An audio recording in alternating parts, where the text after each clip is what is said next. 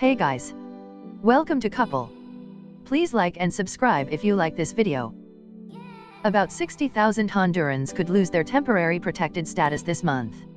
Reporter Daniel Gonzalez shares the story of one woman who could be impacted.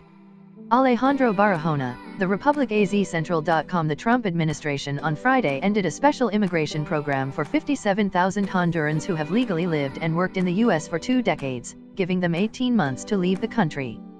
The announcement is the latest step by the administration to phase out temporary protected status, TPS, which is granted to foreign nationals whose countries are decimated by hurricanes, earthquakes, and civil wars.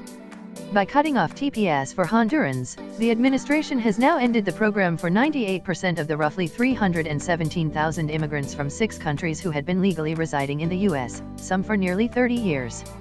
Honduras was first granted TPS in 1999 after Hurricane Mitch devastated the Central American nation. The Department of Homeland Security concluded that conditions in Honduras have improved to the point that the country is ready to absorb the return of tens of thousands of citizens. The Honduran embassy and supporters argue the country has been besieged by gang violence and drug cartels, which is already prompting tens of thousands of Hondurans to flee north to find refuge in the U.S. Adding so many more people, they say, will only make matters worse.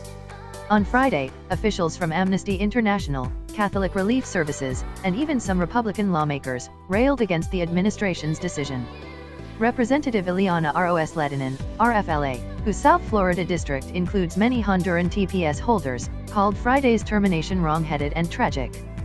Forcing their return to a country that is racked by endemic violence and poverty will put their lives in danger, separate families, and have devastating effects on communities both in Honduras and the United States, said Sister Patricia McDermott, president of the Sisters of Mercy of the Americas. Hondurans who had benefited from the program must now decide by January 2020 whether to return to their home countries, or remain in the U.S. as undocumented immigrants.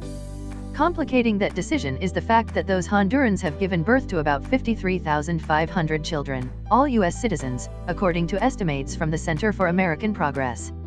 Parents will have to decide whether to take their children to a country they've never known, leave them behind in the U.S., or stay as a unit in the U.S. constantly at risk of deportation.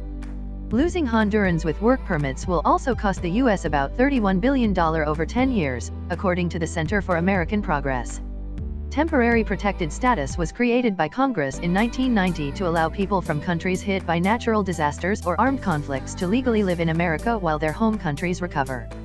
Haitians qualified for the status after the 2010 earthquake. Central American countries qualified after Hurricane Mitch ravaged several nations there in 1998, and people from Sudan qualified in 1997 after civil war overwhelmed their country.